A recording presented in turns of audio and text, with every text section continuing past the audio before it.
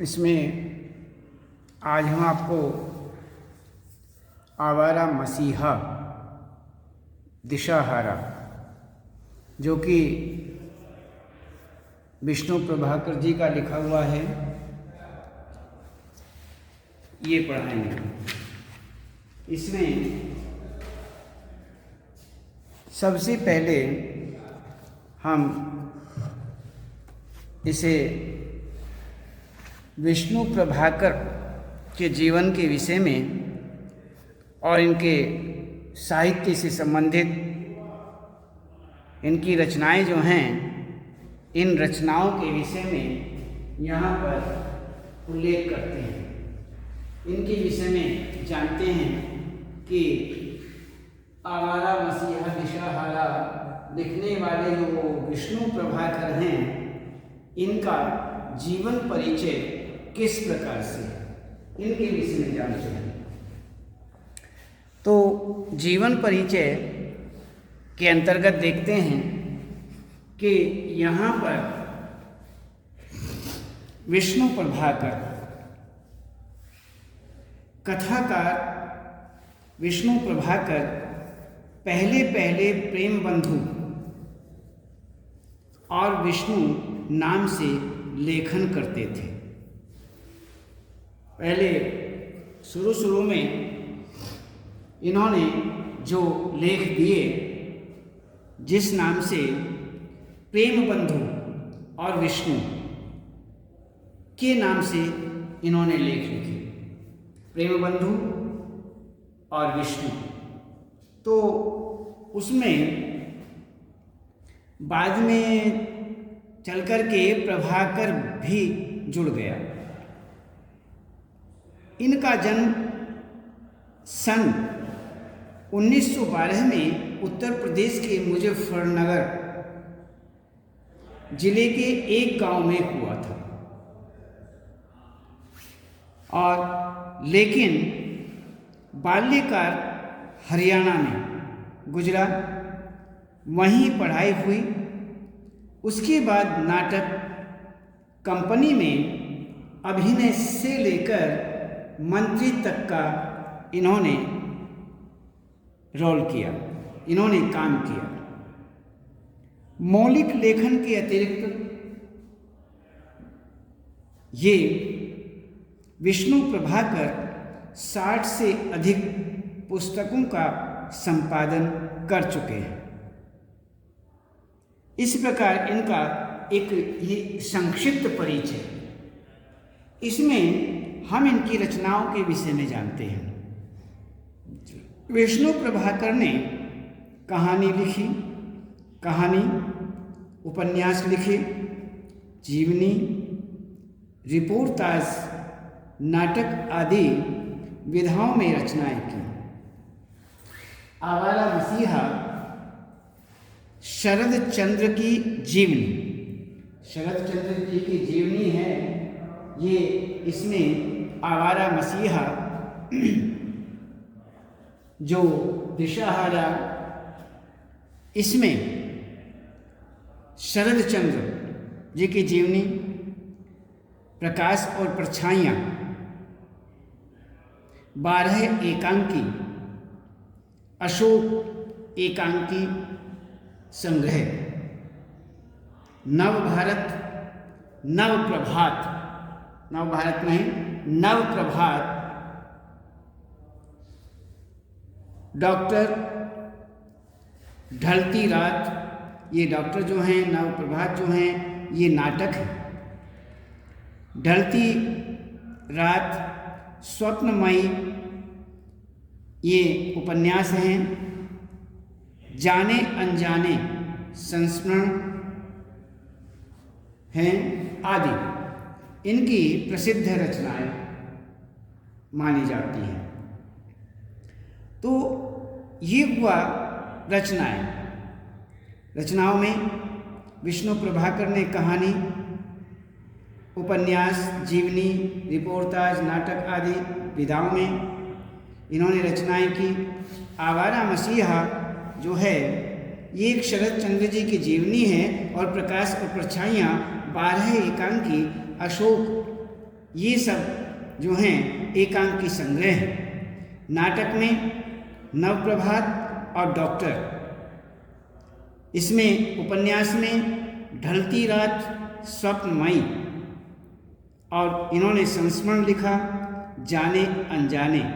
इनकी ये सारी की सारी प्रसिद्ध रचनाएं हुई, यही इनकी प्रसिद्ध रचनाएं हैं। और इसके बाद हम देखते हैं कि विष्णु प्रभाकर की जो रचनाएं हैं, इन रचनाओं में स्वदेश प्रेम, राष्ट्रीय चेतना और समाज सुधार का स्वर प्रमुख रहा, जो कि सरकारी नौकरी छोड़ने का भी कारण बना।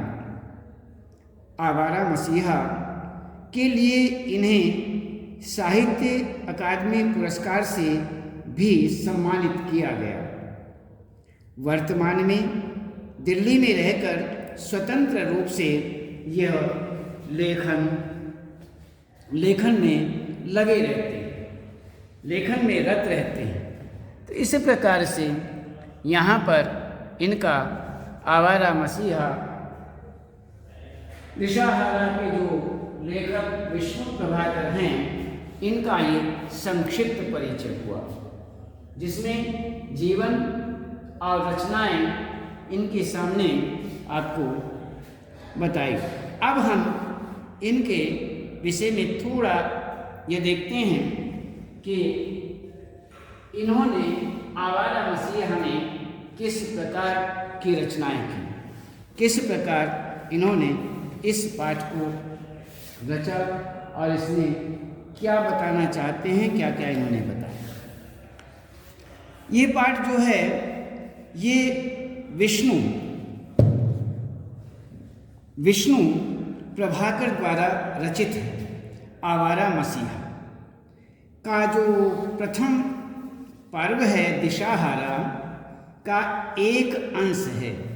इसमें पर्व हैं आवारा मसीहा में दिशाहारा जो है ये पर्व है, प्रथम पर्व दिशाहारा का ये एक अंश है। एक अंश बताया गया है कि केवल ये अंश है, विधा की दृष्टि से यह एक जीवनी है।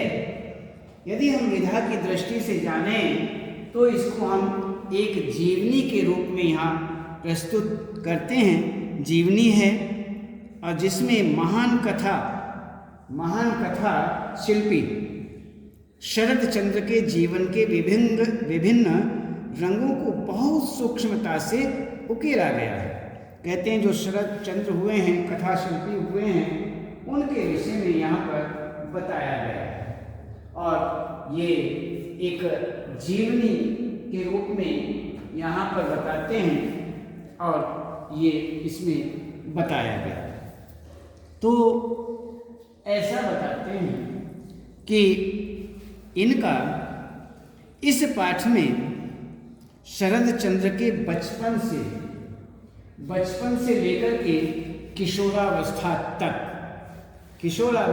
तक इनको यहाँ पर दर्शाया गया है कि किशोरावस्था तक की यात्रा के विविध प्रकार के विविध पहलुओं को इस प्रकार वर्णित किया गया है, जिससे शरद चंद्र के जीवन के समस्त अनुभवों को गहराई और विस्तार को एक नया मोड़ दिया जा सके, एक कैनवस प्राप्त हो सके हुआ। तो कहते हैं कि बचपन की शरारतों में भी एक अत्यंत संवेदनशील और गंभीर व्यक्तित्व के दर्शन होते हैं। इनकी जो रचनाएं हैं, रचना संसार हैं, इसके समस्त पात्र यहाँ पर वस्तुतः इनके वास्तविक जीवन के ही पात्र हैं। फिर चाहे वह देवदास के पारो हो,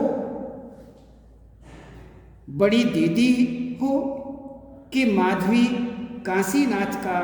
काशीनाथ या श्रीकांत की राजलक्ष्मी ही हो, सभी पात्र रचनाओं में काल्पनिक प्रतीत होते हुए भी जीवंत है। पाठ में उन सभी परिस्थितियों को भी उजागर किया गया है जो उनके रचनाकार बनने की आधार भूमि और प्रेरणा स्रोत बने, और इसी प्रकार से संघर्षशील और अभावग्रस्त जीवन की हर चोट का सामना करते हुए उन्होंने एक जुझारू व्यक्तित्व का भी यहाँ पर परिचय दिया। इस प्रकार से यहाँ पर आवारा मसीहा 3 पर्वों में विभाजित माना जाता है। ये 3 पर्वों में विभाजित है, ऐसा माना जाता है कि प्रथम पर्व दिशाहारा में शरद बाबू के बचपन से लेकर के यहाँ पर ऐसा बताते हैं। तो युवावस्था तक के आरंभ तक की कहानी कही गई है। शरद का जन्म बंगाल के एक साधारण गांव देवानंदपुर में 15 सितंबर 1876 ईस्वी को हुआ।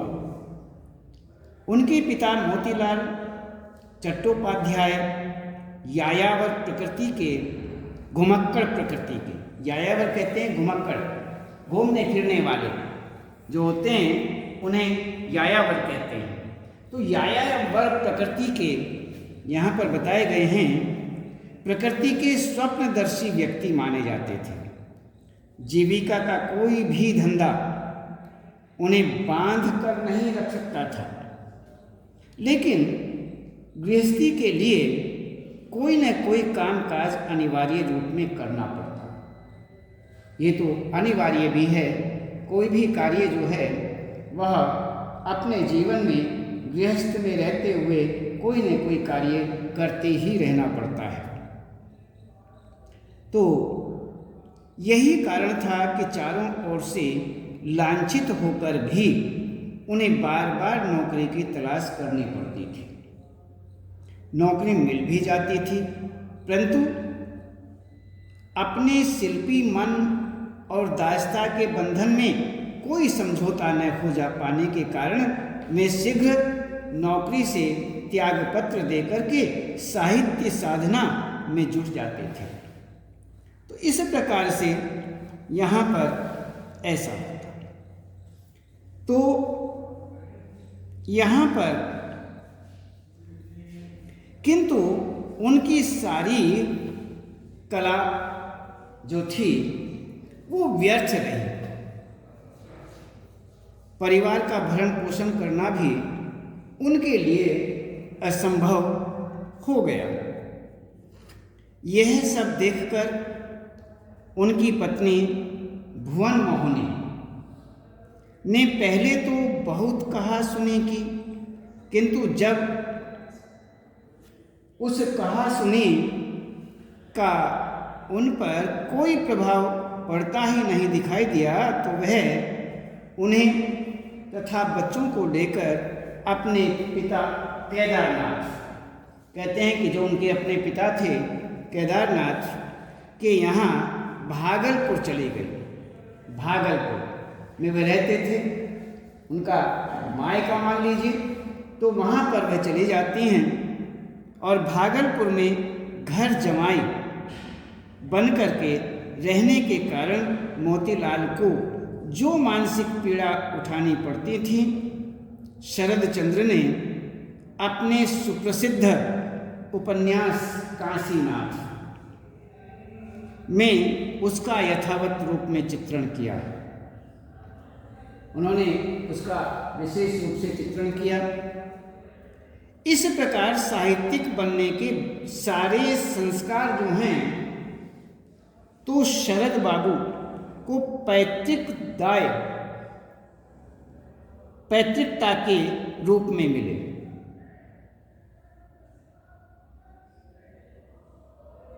साथ साथ पिता की यायावरी वृत्ति भी पैतृक संपत्ति के रूप में मिली, पैतृक संपत्ति के रूप में मिली। तो इस प्रकार से यह बताया जाता है।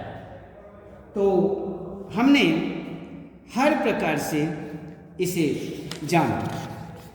तो हम यह देखते हैं कि भागलपुर में नाना के घर में, भागलपुर जो है वो नाना का घर था, उस नाना के घर में उस नाना भागलपुर नाना के घर में दुर्गाचरण ME स्कूल में छात्रवृत्ति परीक्षा उत्तीर्ण करने के उपरांत इसके बाद में अंग्रेजी स्कूल के कठोर अनुशासन में रहने के कारण शरद में विभिन्न संस्कार विरोधी प्रवृत्तियों का विकास हो गया, जिन्होंने किसी सीमा तक उन्हें आवारा बना दिया। कहते हैं कि ये पहले एक ME स्कूल में छात्रवृत्ति परीक्षा उत्तीर्ण करने के उपरांत अंग्रेजी स्कूल के कठोर अनुशासन में रहने लगे। उसके कारण शरद में विभिन्न संस्कार विरोधी प्रवृत्तियां जागृत हो जाती हैं, जिन्होंने किसी सीमा तक उन्हें एक आवारा रूप दे दिया, आवारा बना दिया। तो इसी प्रकार से पशु पक्षी पालना, तितली पालना, उपवन लगाना, नदी या तालाब में से मछलियां पकड़ना, नाव लेकर नदी में सैर करना तथा बाग से फल चुराना इत्यादि शौक उनके जीवन के अभिन्न अंग बन जाते हैं। शरद के सभी प्रमुख पात्रों में ये प्रवृत्तियां देखी जा सकती हैं। जीवन के प्रथम वर्ष में भागलपुर में रहते हुए शरद का परिचय नाना के पड़ोसी मजूमदार परिवार के राजू से हुआ, जो साहसिकता में रॉबिन हुड को भी मात कर सकता था। राजू के निर्भीक तथा दुस्साहसी व्यक्तित्व ने शरद को बहुत प्रभावित किया। आगे चलकर वही राजू उनके प्रसिद्ध उपन्यास श्रीकांत का एक प्रमुख पात्र इंद्रनाथ बना और भागलपुर में रहते हुए घुमक्कड़ी, दुस्साहसिकता, परोपकार की भावना इत्यादि प्रवृत्तियों ने इतना विकास पाया कि वे आजीवन उनसे जुड़ी रही, आजीवन जुड़े रहे। तो इस प्रकार से यहाँ पर ये बताया गया है कि शरद चंद्र जो हैं वो इस प्रकार से उनसे जुड़े रहे। तो 5 वर्ष की आयु में ही शरद को उनके गांव देवानंदपुर में प्यारी पंडित की पाठशाला में दाखिल कराया गया, जहां उनकी दोस्ती उनके एक मित्र की बहन से भी हो गई, जिसका नाम धीरू था। शरद की प्रत्येक शरारत में सहभागिनी रहती थी। जितनी भी शरारतें थीं शरद की, उनमें वो हिस्सा जरूर रखती थी, साथ रहती थी। बहुत दिन बाद शैशव की इस संगिनी को आधार बना करके शरद ने अपने कई उपन्यासों की नायिकाओं का सृजन भी किया। इसको ही आधार बनाया, धीरू को ही आधार बनाया। इसी ही जीवन पर्व में बाल विधवा निरुपमा के प्रति उनके प्रेम का उदय हुआ, जिसकी अभिव्यक्ति भिन्न भिन्न रूपों में उनके उपन्यास साहित्य में स्पष्ट रूप से देखी जा सकती है। इसी ही जीवन काल में शरद की जो घनिष्ठता है वो मसूरगंज में रहने वाली कालिदासी नामक वेश्या से भी हुई, जिसके परिणाम स्वरूप एक आवारा और चरित्रहीन के रूप में वे इतना कुख्यात हो गए कि अपने नाना के घर के अंदर भी उन्हें खांस कर घुसना पड़ता था, जिससे कि उसकी वयस्क बहिनें घर के अंदर चली जाएं। अंततः एक दिन उनके लिए नाना के घर के दरवाजे सदा के लिए बंद हो गए। कालिदासी के अतिरिक्त मुजफ्फरनगर में रहते हुए पुंटी तथा राजबाला नामक वेश्याओं से भी शरद का घनिष्ठ संपर्क रहा और उन्होंने नारी जीवन का मनोवैज्ञानिक अध्ययन किया। फलतः नारियों के प्रति शरद में सहानुभूतिपूर्ण दृष्टिकोण का यहाँ से उदय हुआ। तो इस प्रकार से इन्होंने हर प्रकार से ये स्थिति पाई। इसमें हमने आपको इनका जीवन परिचय और जीवन परिचय के साथ साथ इस पाठ का जो सारांश है इसके विषय में आपको बताया। इसमें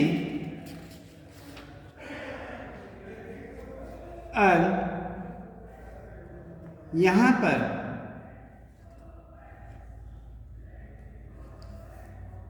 लेखक का जो है यहाँ पर